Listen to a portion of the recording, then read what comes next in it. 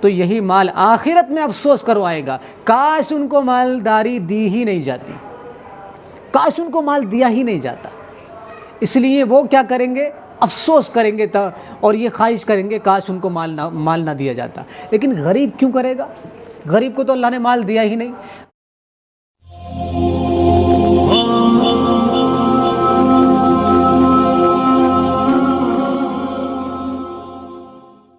السلام علیکم ورحمۃ اللہ وبرکاتہ۔ نبی کریم صلی اللہ علیہ وسلم نے ارشاد فرمایا، قیامت کے دن ہر مالدار اور غریب آدمی یہ تمنا کرے گا کہ کاش اس کو دنیا میں صرف گزارا کرنے کے بقدر روزی دی جاتی۔ اور ایسا کیوں کرے گا؟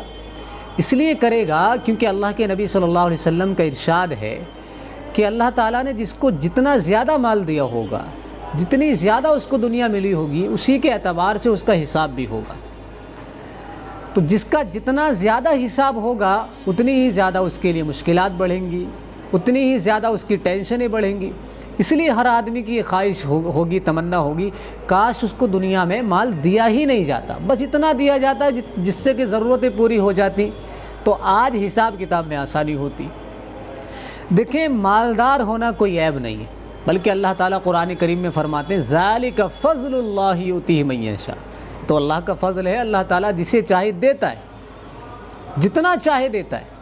تو اللہ نے مال کو فضل قرار دیا ہے، لیکن مال فضل اس وقت ہے جب اس سے اللہ کی رضا، اللہ کی خوشنودی حاصل کی جائے۔ بہت سے مالدار دنیا کے اندر ایسے گزرے ہیں جنہوں نے مال کے ذریعے سے اللہ کو راضی کیا اور انہوں نے بلند مقام اور مرتبے حاصل کیے، جیسے کہ حضرت عثمان غنی رضی اللہ تعالیٰ عنہ۔ اللہ نے ان کو مال دیا تھا، لیکن انہوں نے اپنے مال کو اللہ کے راستے میں اس قدر دیوانگی کے ساتھ بغیر حساب کتاب کے لٹایا کہ اللہ تعالیٰ ان سے راضی ہو گئے۔ ایک موقع پر تو اتنا زیادہ اللہ کے نبی صلی اللہ علیہ وسلم کو دیا، اللہ کے نبی صلی اللہ علیہ وسلم اپنے دامن میں ان دینار کو، درہموں کو الٹ پلٹ کر رہے تھے اور کہہ رہے تھے خوش ہو کر کے، عثمان، آج کے بعد اللہ تعالیٰ تیری کسی بھی گناہ پر پکڑ نہیں فرمائے گا، آج کے بعد تجھے کوئی گناہ نقصان نہیں پہنچائے گا، اللہ تعالیٰ تجھ سے راضی ہو گیا۔ تو یہ مال اس لیے اللہ کا فضل ہے کہ اللہ تعالیٰ عنایت فرما دے اور پھر اس مال کو صحیح جگہ پر، دین میں، عبادت میں، اللہ کے راستے میں اور انسانوں کی ضروریات میں خرچ کرنے کی توفیق بھی دے دے، تب یہ اللہ کا فضل ہے۔ اور ایسا مال آخرت میں افسوس نہیں کروائے گا، بلکہ انسان وہاں آخرت میں اپنے خرچ کرنے پر خوشی کا اظہار کرے گا کہ اس نے اللہ کے راستے میں خرچ کیا، فلاں موقع پہ خرچ کیا، اللہ نے اس کو کتنا بڑا چڑھا کر کے حساب دیا ہے۔ من ذا الذی یقرض اللہ قرضا حسنا فیضاعفہ لہ ولہ اجر کریم۔ اللہ نے تو اس کا وعدہ فرمایا کہ ہم دنیا کے اندر جو کچھ خرچ کرو گے ہمارے راستے میں، ہمارے نام پر، ہم اس کا اجر آخرت میں بڑھا چڑھا کر دیں گے، اتنا دیں گے، واللہ یضاعف لمن یشاء، اللہ جتنا چاہیں گے اس کو بڑھا دیں گے، آپ اس کا اندازہ نہیں لگا سکتے۔ تو اس لحاظ سے مال اللہ کی نعمت ہے، اللہ کا فضل ہے، اس لیے ہمیں اس کو صحیح جگہ پر اللہ کی رضا میں خرچ کرنا چاہیے۔ لیکن اگر یہی مال اللہ کی نافرمانی کے اندر خرچ کیا جائے اور اس پر تکبر کیا جائے، جیسا کہ بہت سے لوگ دنیا کے اندر، فرعون ہے، قارون ہے، شداد ہے، یہ سارے لوگ جن بڑے بڑے نام جو ذکر کیے جاتے تاریخ میں، ان سب لوگوں کو اپنے مالدار ہونے پر ہی تو گھمنڈ تھا، یہ تکبر کرتے تھے اپنے مالدار ہونے پر، اور یہ سمجھتے تھے کہ یہ مالداری ہماری ہمیشہ رہے گی اور یہ مال ہمیں جیسے دنیا کے اندر ہمارا سپورٹ کرتا ہے، ہمیں بچاتا ہے، ویسی آخرت میں بھی ہمیں بچا لے گا۔ یوم لا ینفع مال ولا بنون، اللہ تعالیٰ فرما رہے ہیں اس دن نہ مال کام آئے گا نہ بیٹے کام آئیں گے۔ تو جن لوگوں نے دنیا کے اندر رہتے ہوئے مال کا غلط استعمال کیا، اللہ کو ناراض کیا اور اس مال پر تکبر کیا، غرور کیا، گھمنڈ کیا، فخر کیا، تو یہی مال آخرت میں افسوس کروائے گا، کاش ان کو مالداری دی ہی نہیں جاتی، کاش ان کو مال دیا ہی نہیں جاتا۔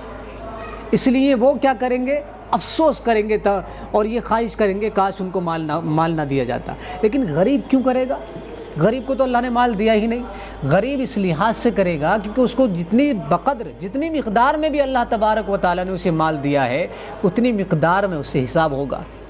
تو تھوڑا حساب ہونا بھی اللہ کے یہاں یہ بھی ٹینشن سے کم نہیں ہے۔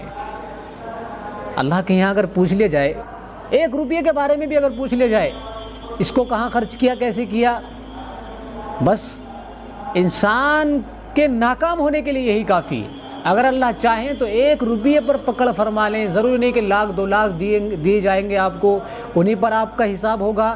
ارے 1 روپیے پر بھی آپ کا حساب ہو سکتا ہے اللہ کے یہاں۔